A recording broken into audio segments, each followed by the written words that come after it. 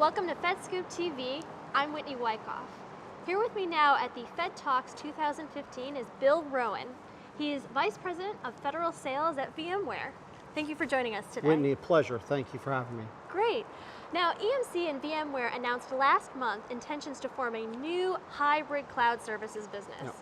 What will that mean for government and enterprise users, and what will likely differentiate this service from other cloud service offerings available for federal agencies? Well, again, thank you for having me. It's an exciting time at VMware now. Sure. So over the past year and a half, we've had a FedRAMP certified cloud offering, our VMware Government Cloud Service. Sure. Recently, as a part of some of the bigger announcements around EMC, Dell, and obviously VMware being a portion of that, we're going to be able to take some of the assets that were a part of EMC, most notably VirtuStream, who also had a FedRAMP certified cloud, except that cloud was a software as a service. Our cloud was infrastructure as a service. So we believe going forward by bringing these two solution sets together, we'll have a much broader offering for our client base so they can get the best of both areas. And then of course over time, we see the pivotal organization being able to now talk about how do we do development against those platforms as well. So it's a very exciting time at VMware. Oh, great, great. Now, VMware also recently announced a major refresh of its cloud management platform that supports cloud automation and operation. Now, what does that mean for federal customers? Well, I think for our federal customers, again, it's an exciting time. You know, if you look at the OMB statistics, we see a lot more money being spent on private clouds than we actually do in the public arena, trying to repurpose those investments they've already made. So our version 7 offering of vRealize, again, we've been doing this for a number of years. We can continue to add features and functionality to the automation and the management aspects. It's a big step forward, allowing customers to manage and automate processes, not only in their virtual systems, which we expect, but also how do we reach into those still physical systems and bring them a part of the overall offering. So I think the more and more we can help clients reduce some of the self-inflicted wounds that can be created by miscellaneous keystrokes, we think automation and management is the way ahead on that, and we're continuing to invest in that area as we move forward. Interesting. Gartner in June placed VMware in a leading spot on its Gartner Magic Quadrant for x86 server virtualization. Congratulations. Thank you very much.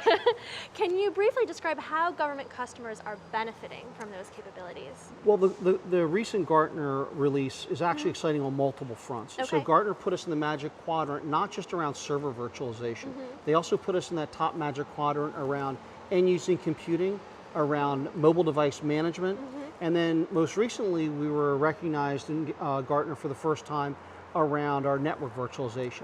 So as we look at this, and some of the presentations we've seen today here at Fed Talks, has been around software-defined data centers, so the software-defined network.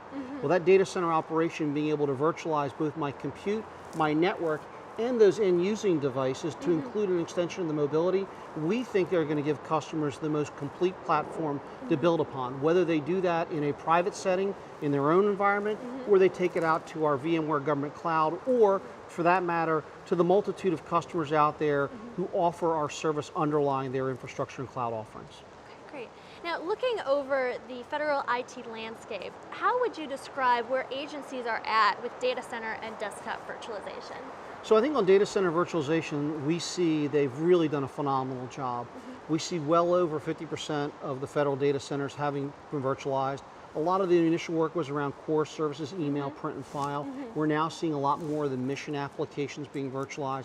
So the agencies are continuing to see additional savings around those areas. On the end-user computing side of the equation, we're seeing agencies continue to make big steps ahead. Again, here at Fed Talk, we heard about DISA making that initiative because they understand that not only does it mitigate additional risk from potential threats that exist out there, but it also allows them a much more flexible workforce.